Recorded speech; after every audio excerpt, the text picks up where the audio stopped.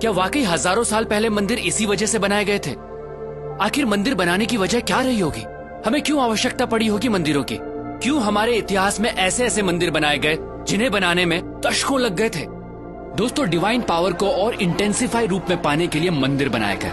इसे यूं समझिए, जिस तरह साउंड वेव्स को कैच करने के लिए सेलफोन चाहिए, ठीक उसी तरह डिवाइन पावर को उसकी नेचुरल इंटेंसिटी में कैच करने के लिए चाहिए एक पावरफुल टूल, जो है मंदिर। एक तरह से यूं समझिए, कॉस्मिक कनेक्शन के लिए बनाए गए पावरफुल टूल है मंदिर। ये एक पॉसिबिलिटी है उस डायमेंशन को छूने की जिससे हम इंसान बने, ये संसार बना, ये ब्रह्मांड बना।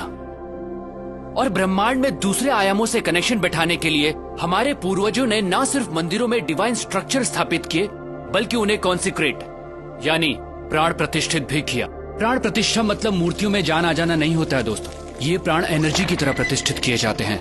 जी हाँ, मूर्तियों को एनर्जाइज किया जाता है, और जब हम उन मूर्तियों के सामने बैठते हैं तो हमें वो एनर्जी महसूस होती है।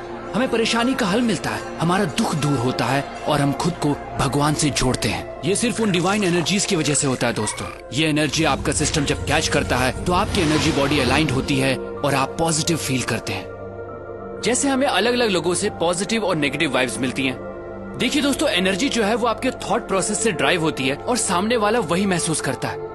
ठीक उसी तरह जब हम प्राचीन मंदिरों में जाते हैं तो हमें वहाँ की पॉजिटिव वाइब्स महसूस होती है। अगर आप अपनी एनर्जी के प्रति सेंसिटिव होंगे तो आप ये जरूर महसूस कर पाएंगे। कई मंदिरों की एनर्जी ऐसी होती है कि आप अपने आंसू नहीं रोक पाते, आप इमोशनल हो जाते हैं। हो सकता है आप गिल्ट महसूस करें उस काम के लिए जो आपको गलत लगता है। ऐसी जगह आपको मेल्ट करती हैं, आपको लाइट करती हैं, आपको हल्कापन महसूस कराती हैं। दोस्तों, प्राचीन मंदिर ऐसे एनर्जी सेंटर्स थे जो इंसान की डीप ट्रांसफॉर्मेशन के लिए बनाए गए थे। तभी तो मंदिरों में जाने से पहले नहाया जाता था, ताकि आपकी बॉडी उस एनर्जी के लिए और रिसेप्टिव बने। मंदिर कॉस्मोस के साथ अपना कनेक्शन बैठाने की जगह के तौर पर बने थे, जहां आंख बंद करके ब्रह्मांड के आयामों से जुड़ा जाता था। तभी तो आज भी जब हम मंदिर जाते हैं तो कुछ देर आंख बंद करके जरूर बैठते हैं। आप इस दुनिया में कब आए, कब जाएंगे, क्या खाते हैं, क्या कमाते हैं, इससे कोई फर्क नहीं पड़ता। आपको जीवन में कभी न कभी सोर्स ऑफ क्रिएशन से जुड़ने की जरूरत जरूर महसूस होगी। आप उस एनर्जी को महसूस करना चाहेंगे जिससे आप बने हैं। मंदिर उस मार्ग का द्वार है। हम ये नहीं कहते कि सिर्फ मंदिर जाकर ये संभव है दोस्तों। अगर आपके घर में मंदिर जैसा एनवायरनमेंट है, कॉन्सिक्रेटेड मूर्ति है, तो आप कॉस्मोस के साथ अपने कनेक्शन को और स्ट्रॉन्ग कर सकते हैं। हमें जितना हो सके इस एनर्जी के पास रहना चाहिए, प्राण प्रतिष्ठित स्थानों पर जाना चाहिए। खासकर 14 साल से कम उम्र वाले बच्चे अगर कॉन्सिक्रेटेड स्पेसेस पर रेगुलरली जाते हैं तो उनकी एडोलेसेंस प्रॉब्लम्स बहुत हद तक अपने आप रिजॉल्व हो जाती हैं।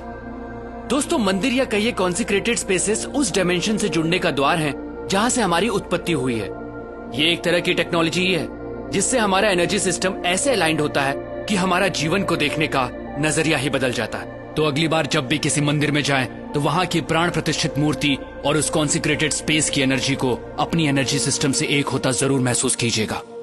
दोस्तों, सनातन धर्म सिर्फ धर्म नहीं है, ये एक सोच है, ये एक साइंस है जिसे हजारों साल पहले इवॉल्व किया गया था, जो इंसान को अपग्रेड करती है और आज भी ये उतनी ही एप्लीकेबल है। दोस्तों, इस मॉडर्न युग में हम बाहरी तौर पर बहुत बदल चुके हैं, लेकिन हमारे अंदर इंसान अब भी वही है और आज भी सनातन प्रैक्टिसेस और साइंस हमें अपग्रेड करने के लिए उतनी ही एप्लीकेबल हैं।